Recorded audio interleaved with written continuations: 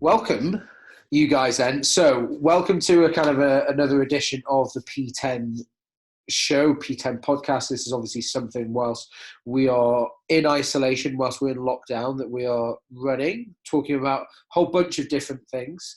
Who knows where this will kind of go today?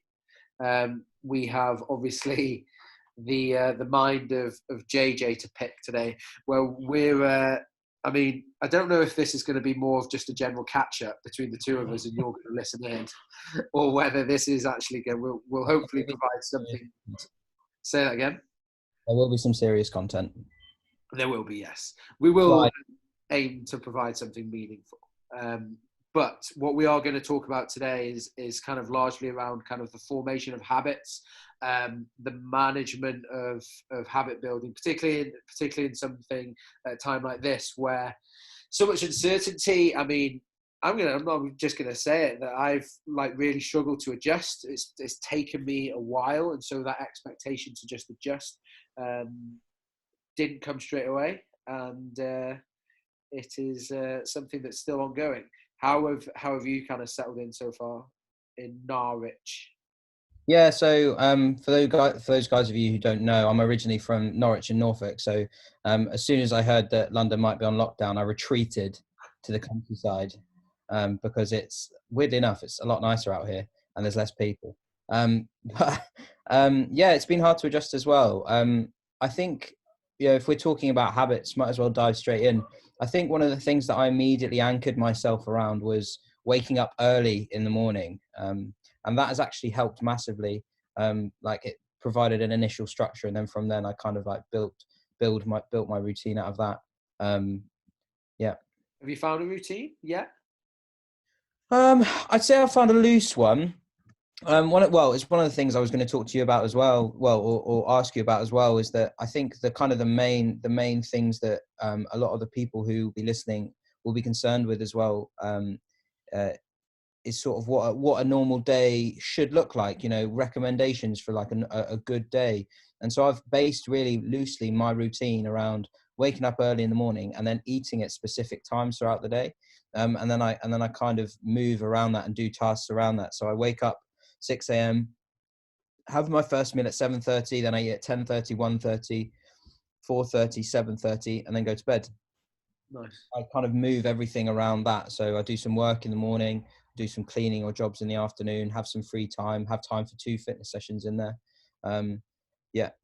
And is that quite systemized in the way that you go about it, in the sense that, like, for example, is the time between your first meal and your second meal always for work, or does it vary? Oh, it varies massively. Yeah. So it's not always, I know that I want to get a morning fitness session in and an afternoon fitness session in. I'll get that in. I'll get my morning fitness normally in between 7:30 and 10:30. And, the rest of that time will be sort of journaling and just doing morning stuff. But then after that first fitness session, it'll be shower. And then the main block of work will be like sort of that 10:30 through, 4:30 time. And then kind of winding down for the evening. I found it quite difficult in the sense that, I kind of mentioned this on my own social media the other day, in the sense that you naturally go through kind of like ebbs and flows of energy throughout the day and that kind of thing. And I initially set out on a kind of a bid to just kind of structure my day. Like if you see my calendar, I literally blocked it off. Do this at this time, this at this time, this at this time.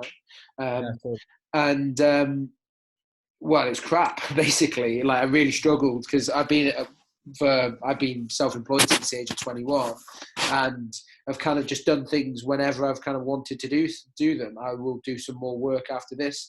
I'll probably work later this evening as a result of kind of choosing to go to and do my fitness earlier and all the rest of it, and so investing that energy.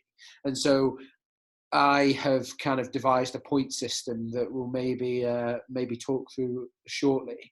In terms of, do you want to tell them about, because you are, I suppose I say not quite obviously, you have a kind of a military background, and that just, I think I say obviously because it kind of comes across in your demeanour in many ways.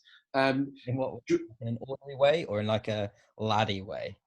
I think in every single way, in every inappropriate, both professional way it comes across as well.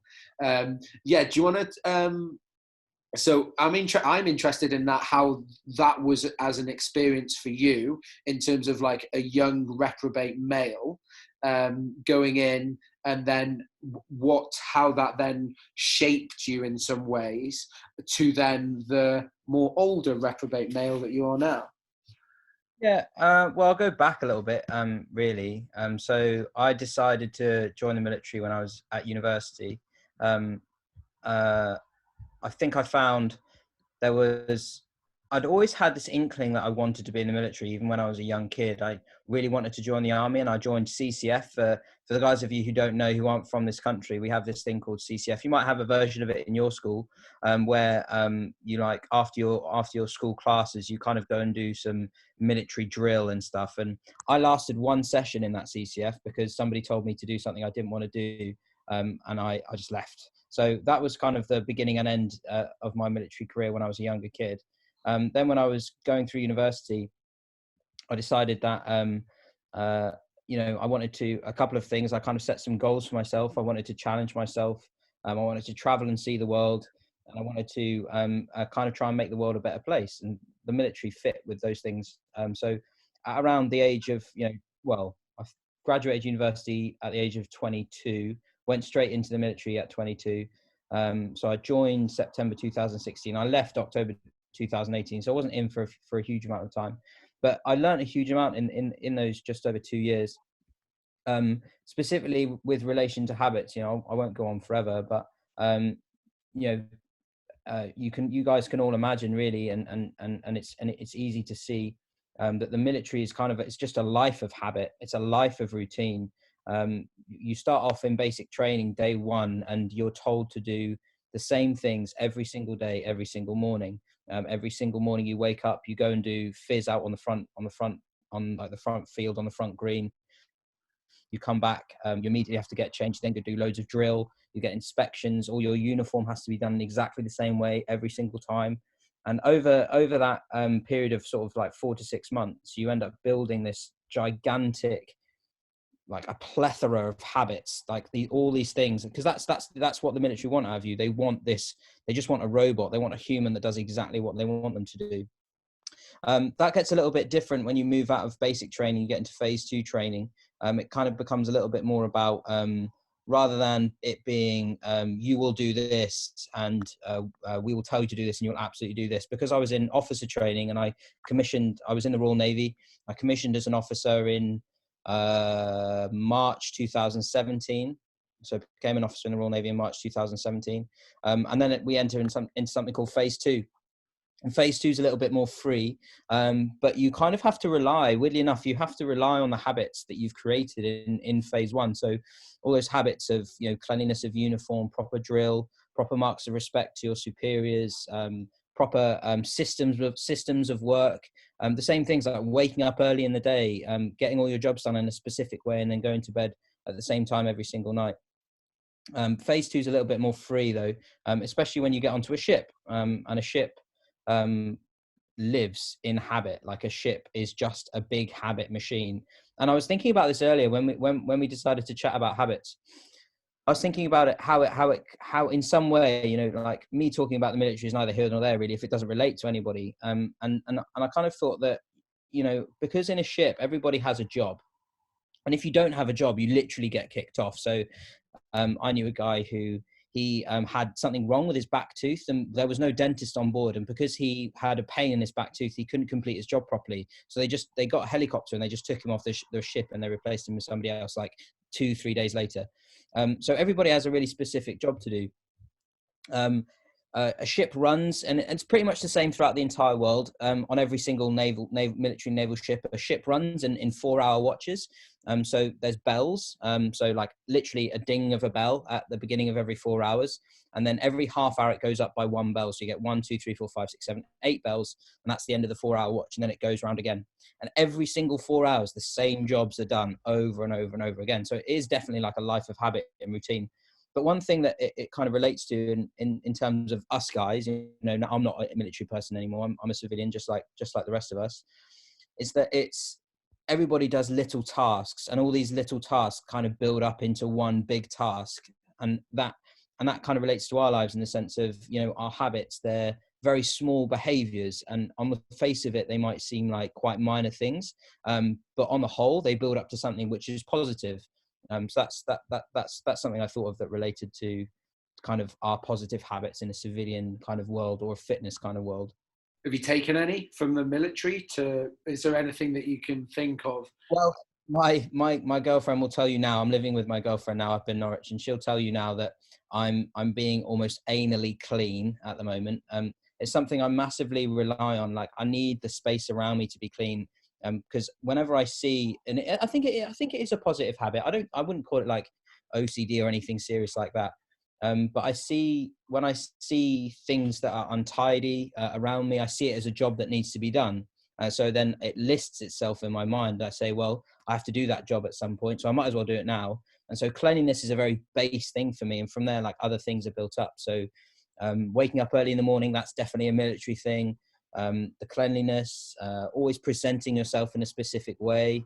I think those things are habits as well. Like, habits are both big and they're small. Like, they can be good, they can be bad, obviously, but I think they're small things. Like, I don't know, as soon as you finish your mug of tea, you go and wash it up. And that was actually a big habit that we had to do. That was something major we had to do. Because, like, you can't leave dirty things lying around a ship. You have to clean them and put them away. Otherwise, if the weather gets bad, and you're sat in the big mess, that's what we call our dining room, and you've left a mug out, and the weather gets bad and the ship's going up and down, all of a sudden the captain gets hit on the side of the head with a mug that you've left out, you're in trouble. So you always have to, you know, tidiness is a minor thing.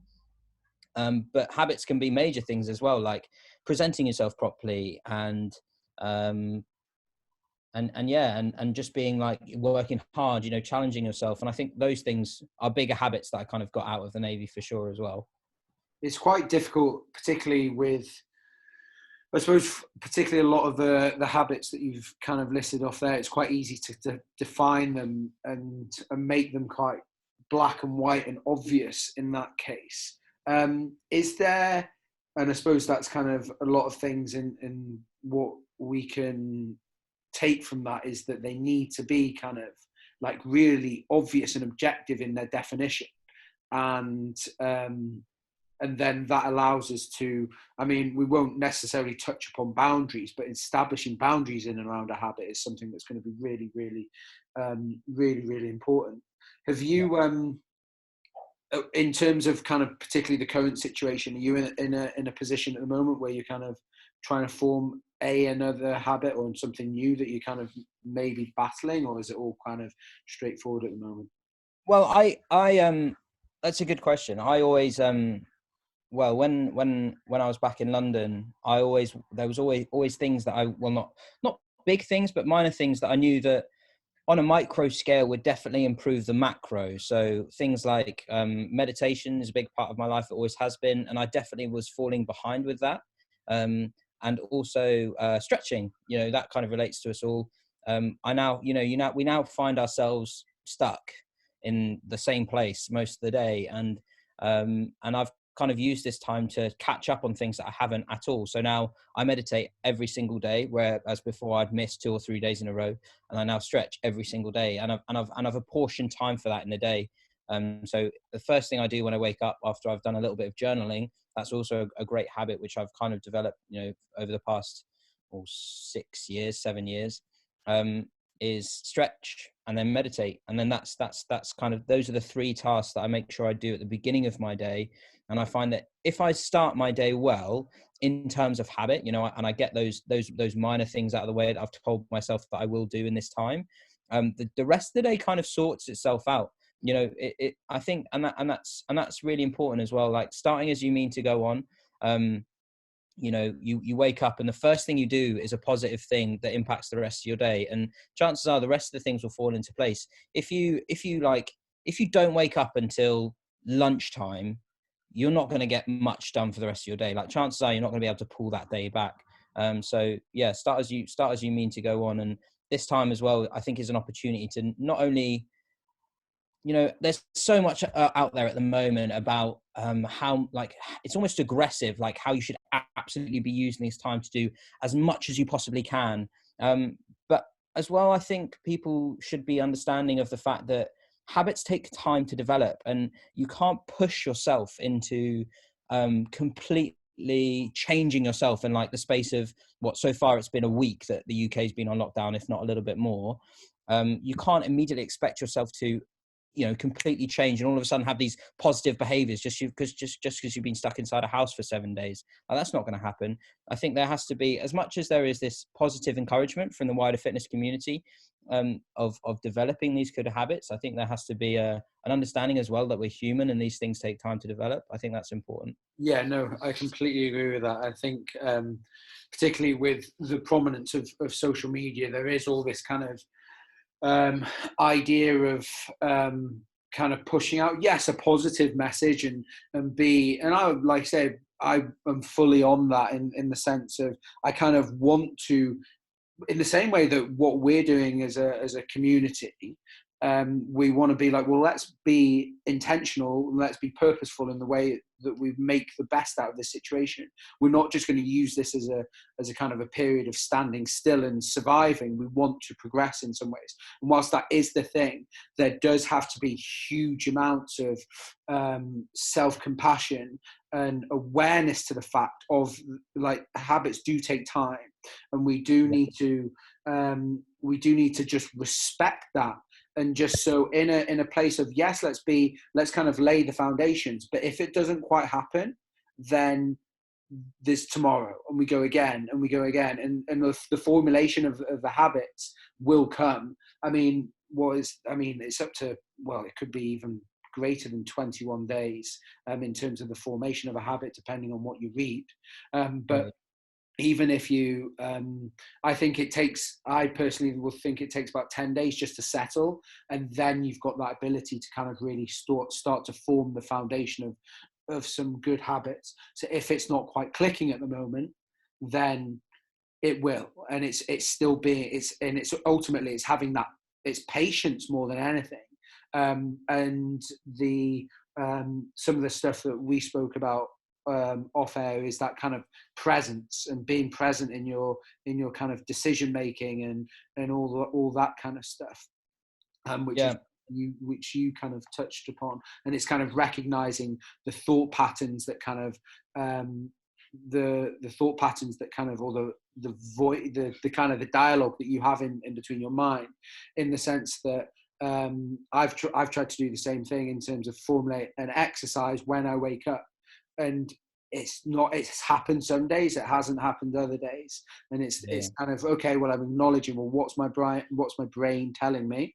And then start to kind of be reflective of that conversation. And there are many ways to manage it. But if you can be kind of have that kind of idea of presence of mind and be present in your decision making, it's gonna help hugely. And that's probably one of the first. Yeah, I agree massively. I think, and that quality you're talking about is really we're all privileged people in the sense that we're self-aware. Well, I mean, I can't speak for the people listening, but you and I, we've had chats and we understand, we try to be, and in our chats, we acknowledge that we're both trying to be as self-aware as possible. And I think you do really need to be self-aware in order to analyze, in order to analyze the habits that you have, to understand whether they're good or bad, but you also need the self-awareness and the presence to create new habits as well. And I think being present is definitely one of those things. You have to, in order to make a habit, in order to critically analyze yourself, i.e.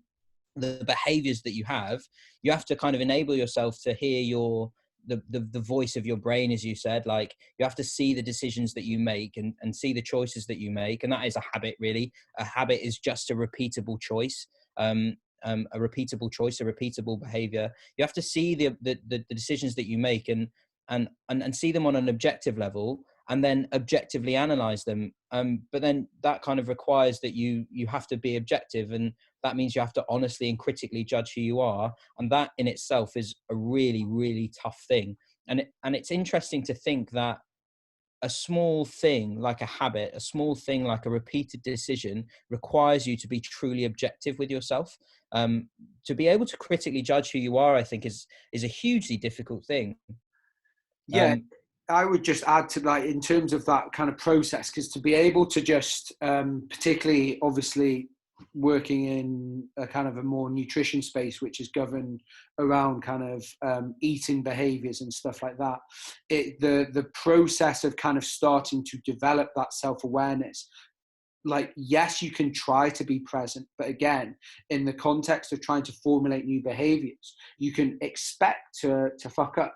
And so one of the things that people can do to kind of develop this is have that kind of almost retrospective view. So you like you touched upon in terms of journaling and things like that, if you can start to look at a situation in the sense of, like, okay, I actually did get up this morning and I did do some exercise. Cool. So what was positive? What made that this morning? What was different about this morning? Whereas yesterday I got up and I didn't do it. Why did I not do it? What was the dialogue that was happening in between my ears? What was the situation? There was obviously context that maybe, like, lifestyle variables, like what time did I go to bed?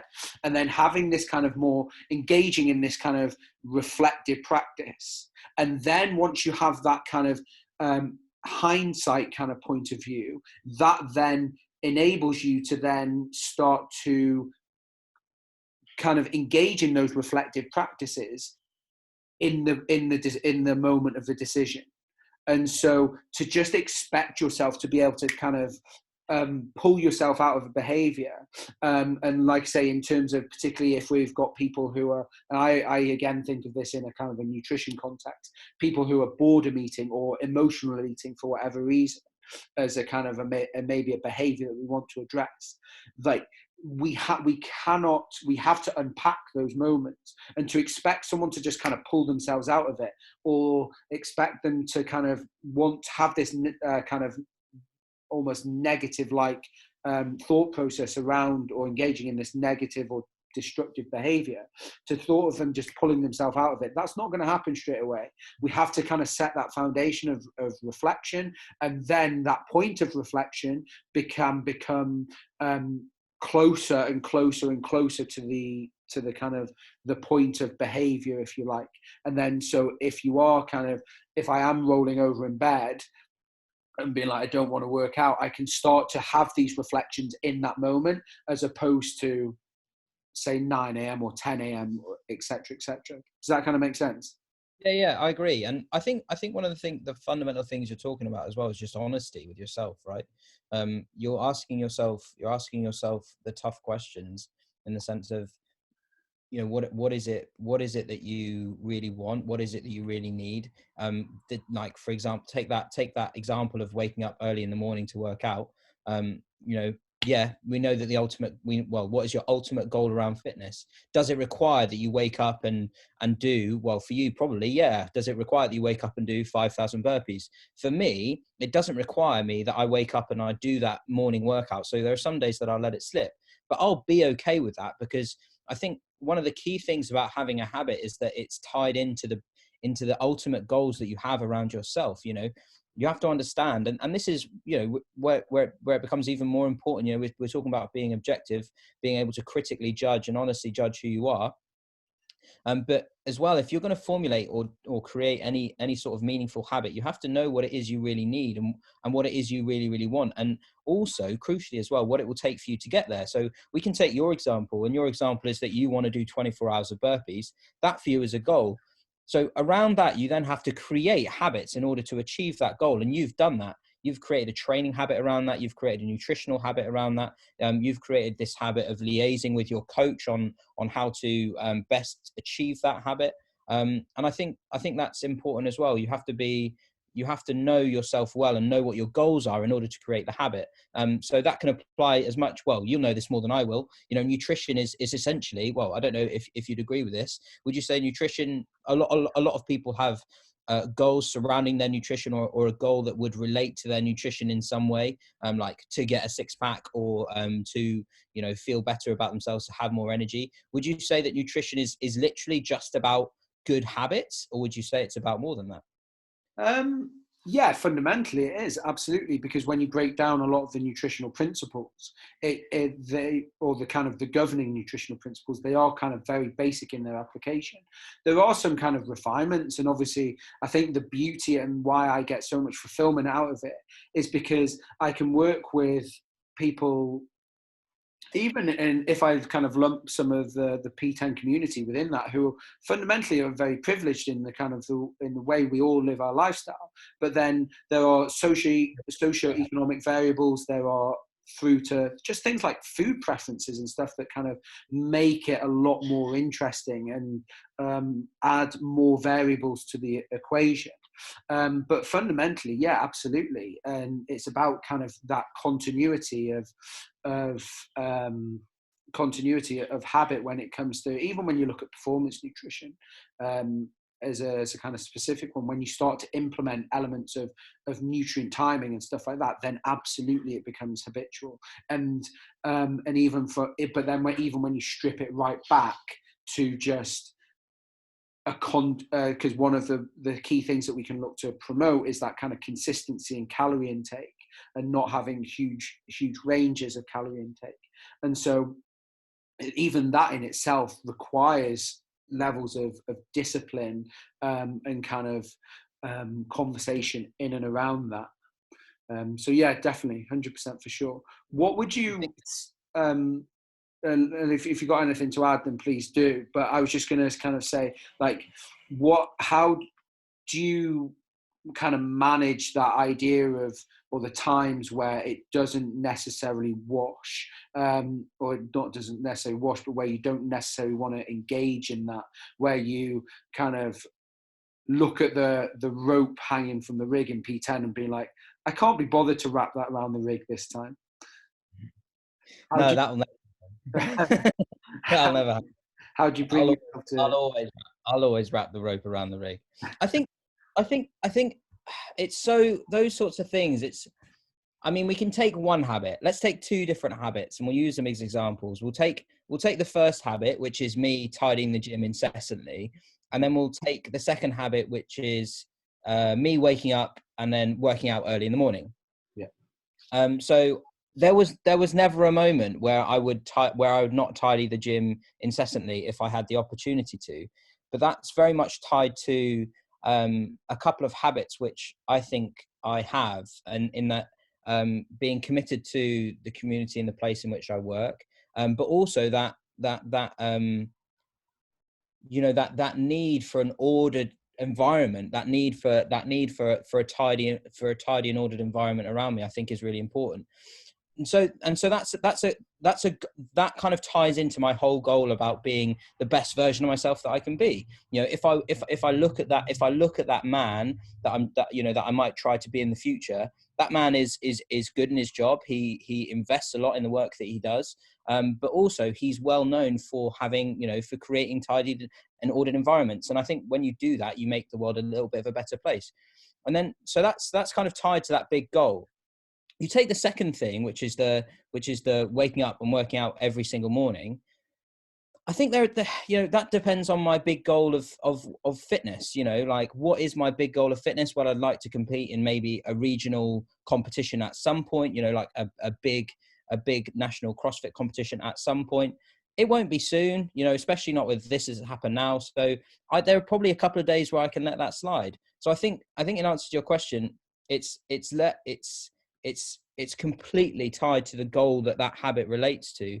I think, kind of like a backfire question to you. Do you think there are any sort of universal habits that everybody should have?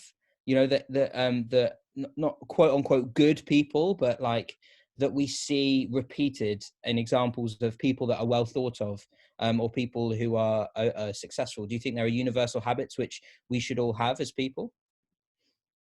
It's a good question. It's a very good question.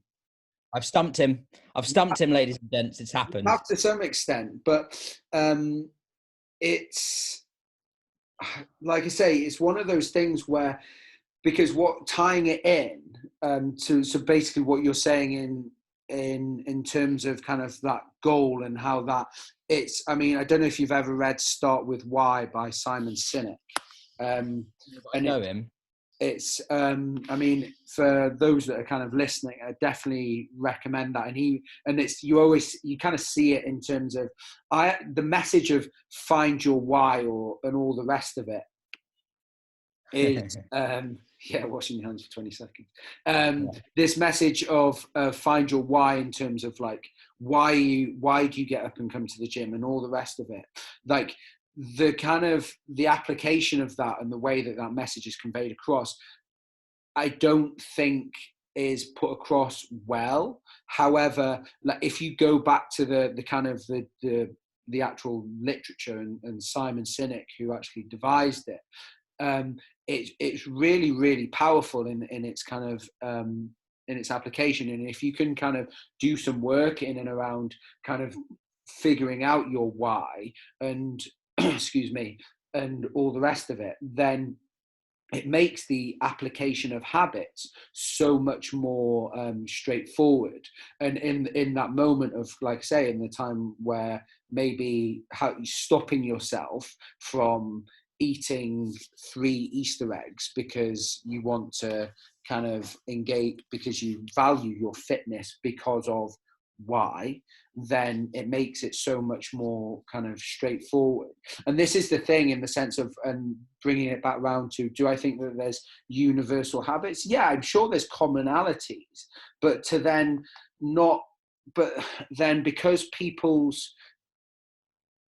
because the unique nature of human beings, to kind of lump a load of people under the same kind of habits, or vice versa, the habits under the same people, then it's, I don't know, I would struggle to do that. Basically, I would struggle to do that. There is definitely, like this, I would definitely say that practicing reflective practice and having that kind of idea of self-awareness, and things in and around that, like you and I, we both meditate, we both journal, and I'm not saying that those have to be the ways that you go about in achieving it, but I think an engagement of that, I would say that's the kind of probably one of the main things. And then how you achieve that is will be completely different, for sure. So. Yeah, I agree. I think, well, I asked that question for a reason. I think it kind of depends what you call a habit, really. Like if we just take a habit as something which is a repeated behavior, or on a sort of a grander scale, a habit could also be a rule, that you live by. So if you kind of take that as what a habit is, I think there are absolutely universal habits that we should all mimic. Like for example, if you could say Callum had a habit of being honest, like that makes loads of sense.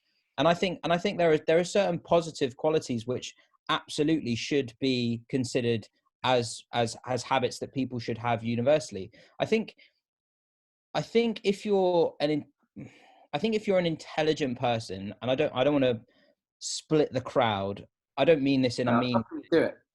I think if you're an intelligent person, you're aware, or you should be aware, that you're deficient. We all are. Like everybody has some sort of deficiency. Everybody has an error. Everybody has something about them which, if you're intelligent and you're self-aware and you're objective about who you are, you should want to improve. Because of that, I've always carried around in my head an image of the type of man that I want to be personally. And I'm okay with never being that man. Like, I don't think I ever will be. But I'm not okay with never not trying to be that man.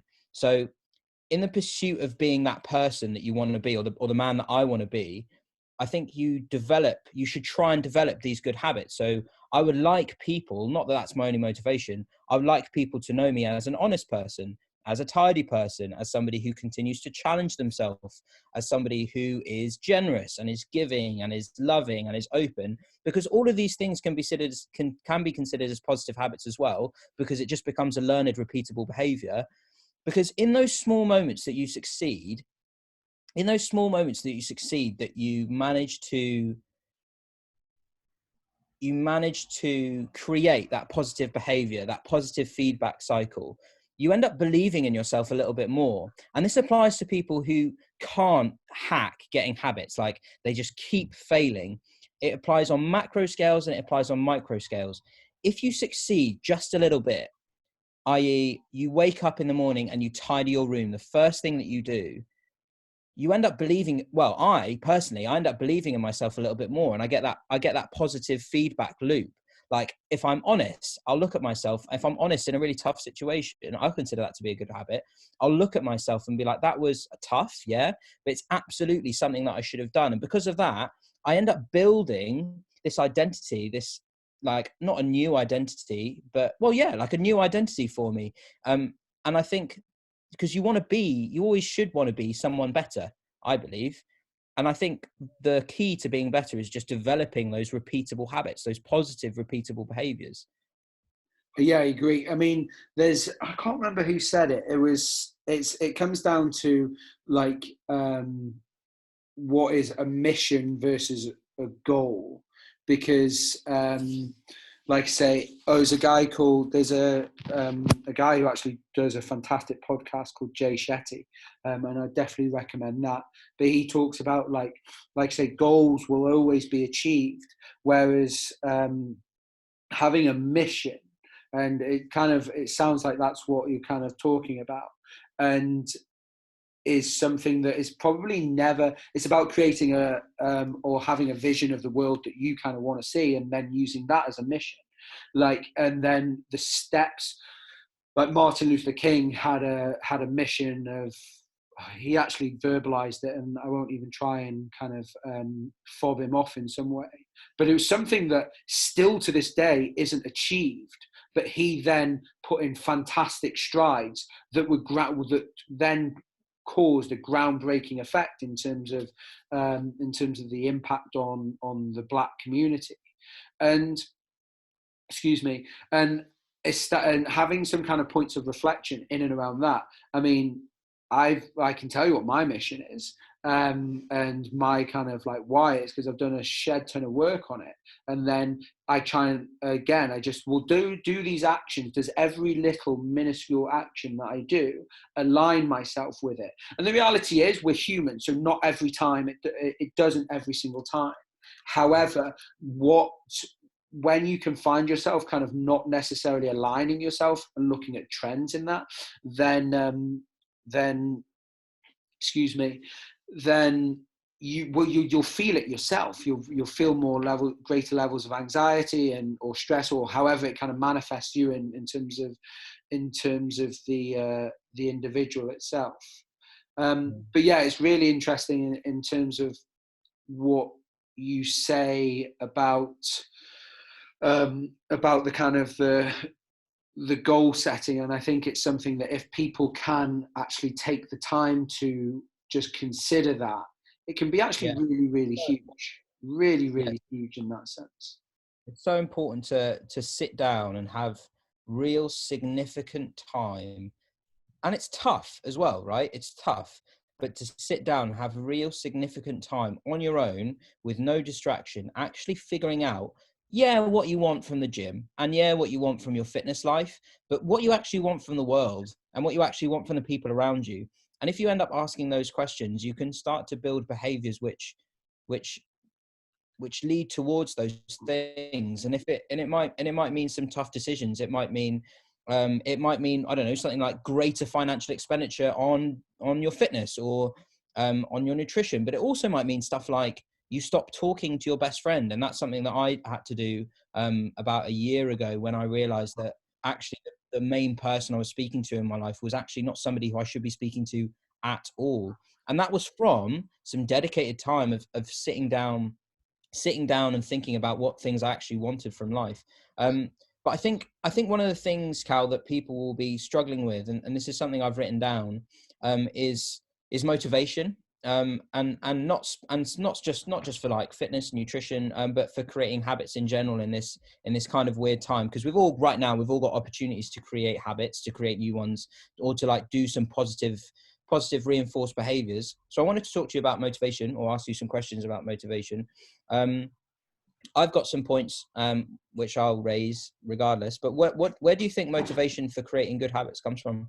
Well, again, I think like largely it comes from I suppose the idea of like I say, the why fundamentally, but in terms of I'm not going to, there's obviously intrinsic and extrinsic motivators, and I think particularly within short-term context it's okay to kind of dabble into both, in the sense that like if you want to go to the gym just to look a bit better for an extrinsic reason, then cool. But just know that that's not going to be that long standing.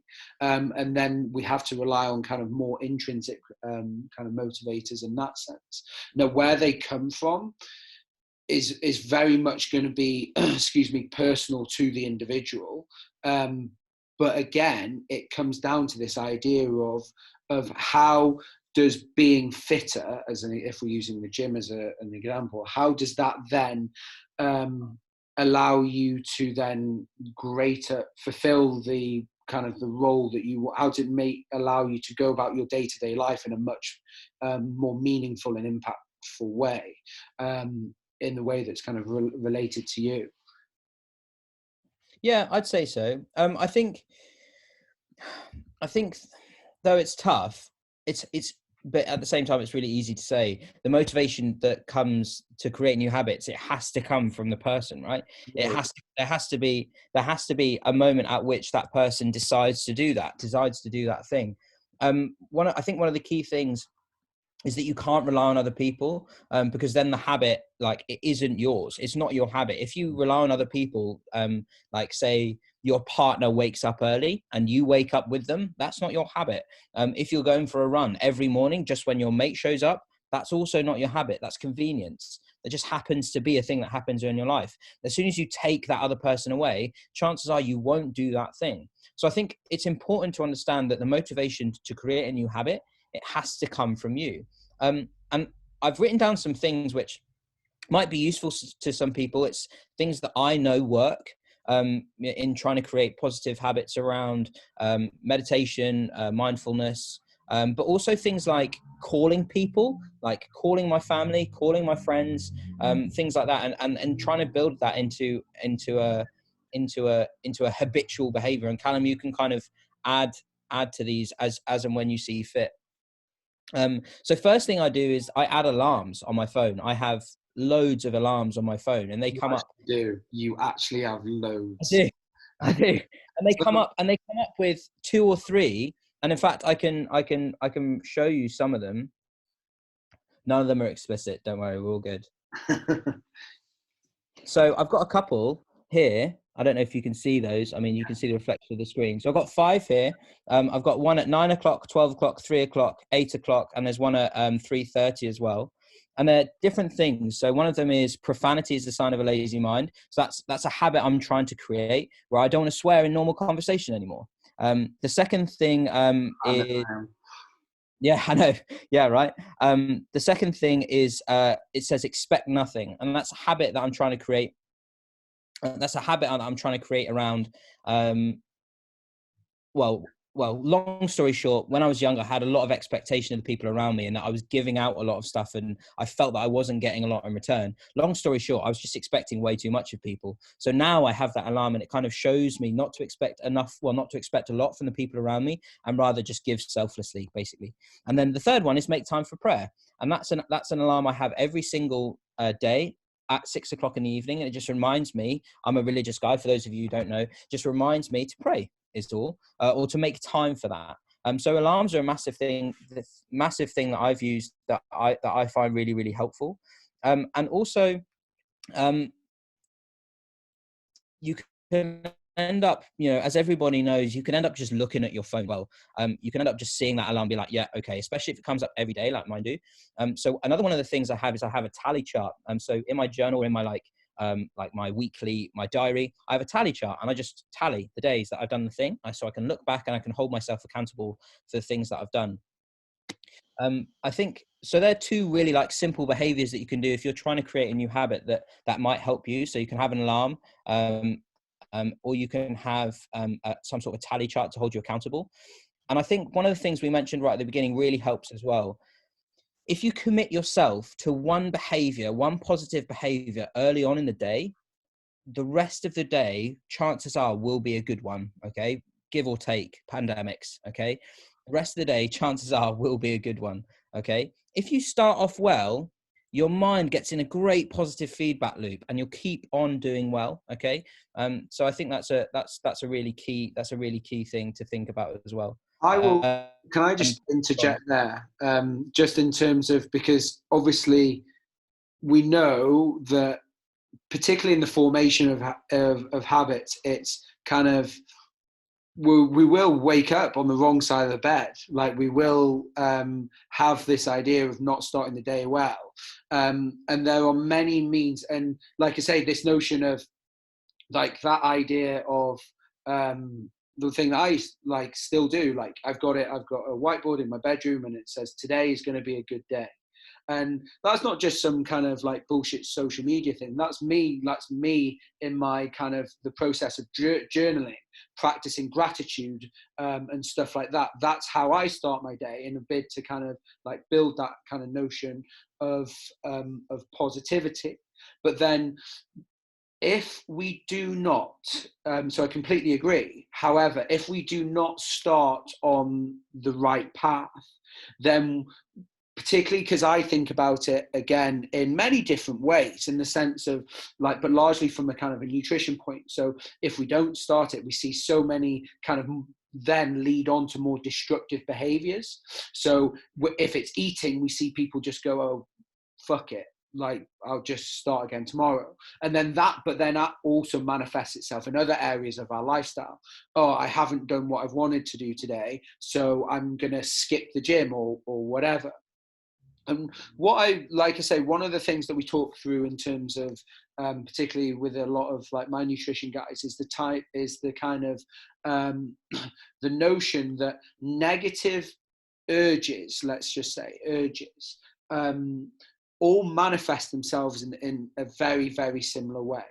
In the sense that there's a concept, and those, if you've kind of worked closely with me from a nutrition point of view, you will have done something like this, where we basically refer to it as urge surfing. So urge surfing was a kind of a principle that was devised to tackle quite serious things like alcoholism, drug abuse, largely heroin, domestic violence, or the urge to lash out, basically. And then we apply it to that of kind of eating as well. But then that also can translate to translate to kind of, like, say, just the negative thought processes around kind of not engaging in a habit. Like, okay, I'm tired, I'm not going to get up and exercise, and this kind of thing.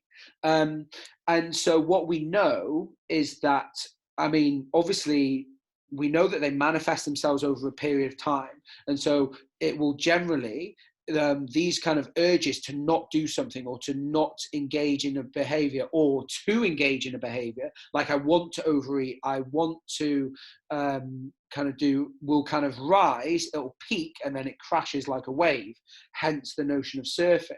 And it's the same with a kind of a thought process, or a very similar kind of pattern with our thought process, in the sense that it'll be like, I really, really, really don't want to do it, and this kind of the intensity of it will rise, and then it just all of a sudden just dissipates, and all of a sudden it doesn't kind of it doesn't become, it's not as significant as a moment.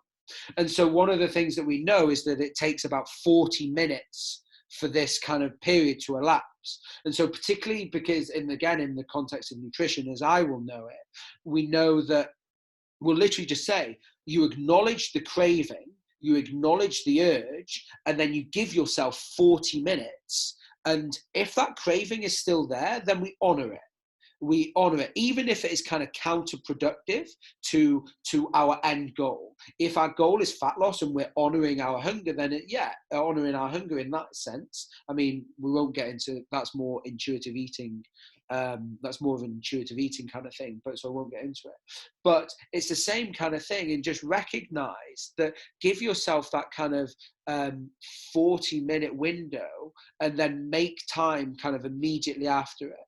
And so if it's something where it's like, no, or maybe you've got 40 minutes, half an hour, and then just notice how the intensity of the thought of the battle becomes greater and greater, and then watch at what point, and this is part of the kind of the reflections that we can go through, and watch at what point it dissipates, and why it might dissipate, and all the rest of it. And then if you still have that urge to not do something after 30-40 minutes, then okay, maybe just accept it that one time, and then reflect, put in practices to go again, and make the small changes that you need to, and then kind of manage it in that sense. And so, because it is a case of just kind of trying to, if we don't quite wake up on the day, quite get the start of the day right, you can still pull it back. But it takes that moment for you just to have that composure, let these thought processes just ride out, and then start again. There's always an opportunity to start again. These kind of negative thought processes are going to go up as a wave, crash up, and then you have the opportunity to form another one.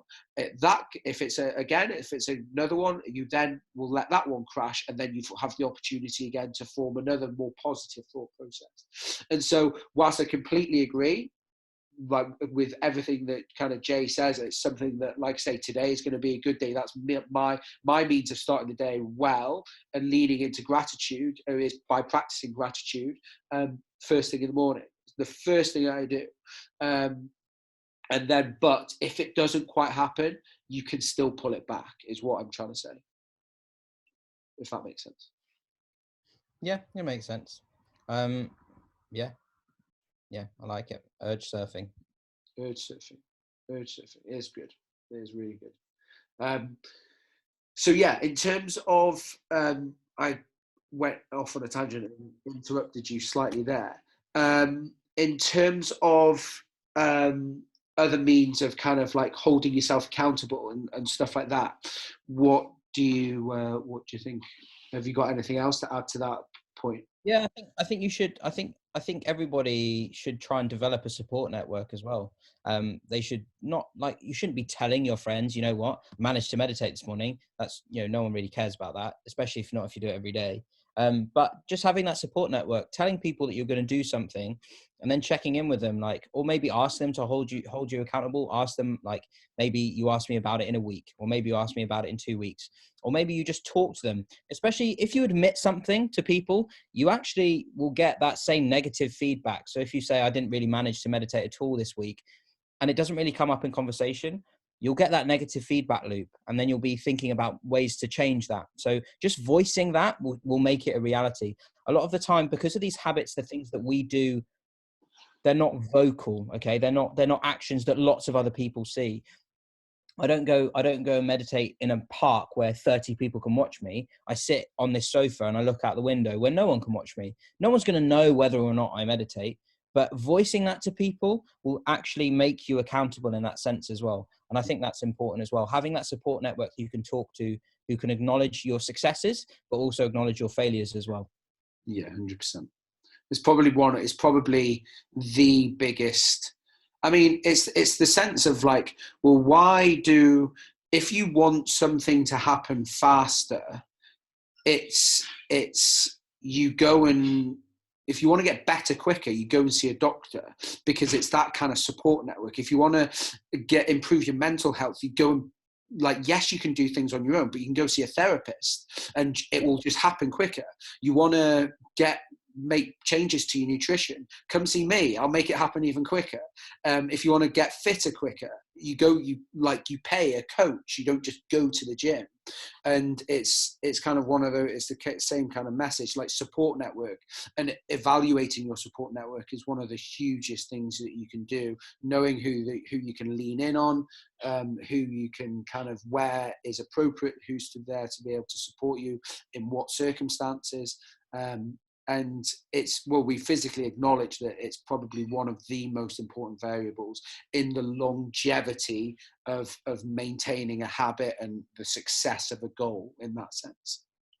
Yeah, I agree.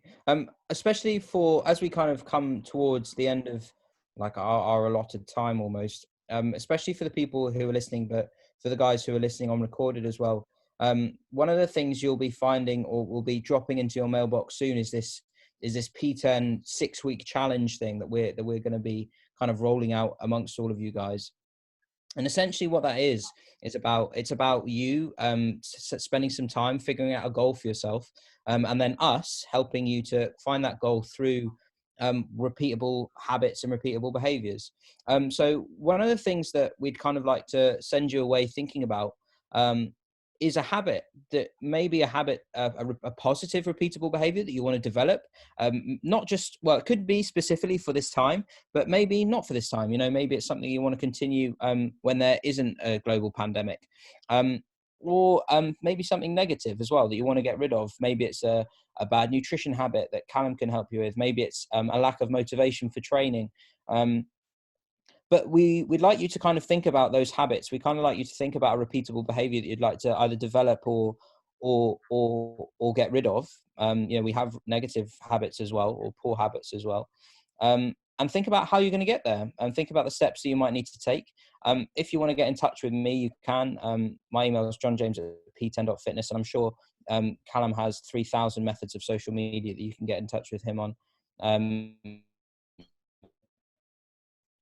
Should you wish to, but yeah, we kind of to get you to that goal, or a positive or negative habit that you might have that you might want to kind of develop or get rid of.